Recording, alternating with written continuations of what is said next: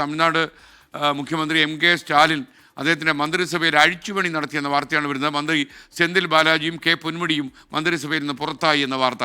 അഴിമതി കേസിൽ സുപ്രീം കോടതിയിൽ നിന്ന് സെന്തിൽ ബാലാജി തിരിച്ചടി നേരിട്ടു. അതോടെയാണ് അദ്ദേഹത്തിൻ്റെ രാജി ഉണ്ടായത്.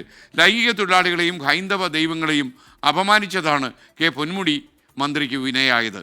മുഹമ്മദ് റഹീസ് ചെന്നൈയിൽ നിന്ന് വിവരങ്ങൾ വായിച്ചിരുന്നു. റഹീസ്, പ്രൈം ടൈമിലേക്ക് സ്വാഗതം. എന്തായാലും ഇവർ അദ്ദേഹത്തിൻ്റെ അടുത്ത കക്ഷികളാണ്. ഇവരെ രണ്ടുപേരെയും മുഖ്യമന്ത്രിക്ക് ഒഴിവാക്കേണ്ടി വന്നു എന്നാണല്ലോ വിവരം.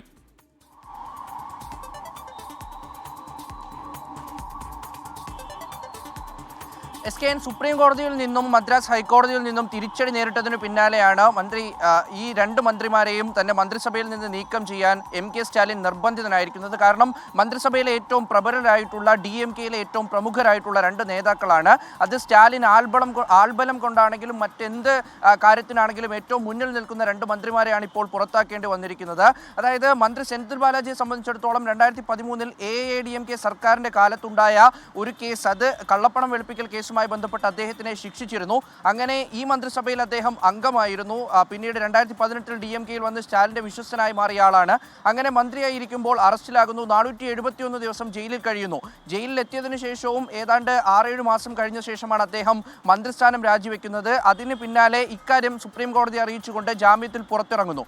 ജാമ്യത്തിൽ പുറത്തിറങ്ങി 4-ാം ദിവസം അദ്ദേഹം വീണ്ടും മന്ത്രിസഭയിൽ തൻ്റെ പഴയ വകുപ്പുകൾ തന്നെ കൈകാര്യം ചെയ്യുന്ന നിലയിലേക്ക് കാര്യങ്ങൾ എത്തിയതിനു പിന്നാലെയാണ് കോടതിയിൽ ഇത് സംബന്ധിച്ചൊരു കേസ് വന്നത്. അങ്ങനെ കഴിഞ്ഞ ഹിയറിംഗിന് കോടതി നിശിതമായ വിമർശനമാണ് നടത്തിയത്. ഈ സെന്തിൽ ബാലാജിക്ക് ജാമ്യം വേണമോ മന്ത്രിസ്ഥാനം വേണമോ, മന്ത്രിയായി നിൽക്കാമെങ്കിൽ താങ്കൾക്ക് വീണ്ടും ജയിലിലേക്ക് പോകാമെന്ന സൂചന കോടതി നൽകി. നാളെ ഈ കേസിൽ വീണ്ടും വാദം തുടരാനിരിക്കെയാണ് ഇത്തരത്തിൽ ഒരു നീക്കം നടത്തിയിരിക്കുന്നത്. അദ്ദേഹത്തിനെ മന്ത്രിസഭയിൽ നിന്ന് പുറത്താക്കിയിരിക്കുന്നത്. K പൊന്മുടിയെ സംബന്ധിച്ചിടത്തോളം അദ്ദേഹത്തിന്റെ തിരിച്ചടികളുടെ കാലമാണ്.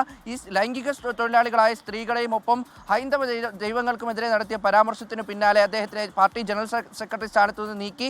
ഇപ്പോൾ ഇതാ മന്ത്രിസഭയിൽ നിന്നും നീക്കിയിരിക്കുന്നു. എന്തായാലും അടിമുടി മാറ്റങ്ങളാണ്. അവസാന വർഷം ഒരു പഴിയും കേൾക്കാതെ മുന്നോട്ട് പോകാനുള്ള സ്റ്റാലിൻ്റെ നീക്കങ്ങളാണ് ഇതിന് പ്രധാനമായും പിന്നിലുള്ളത്. SKN.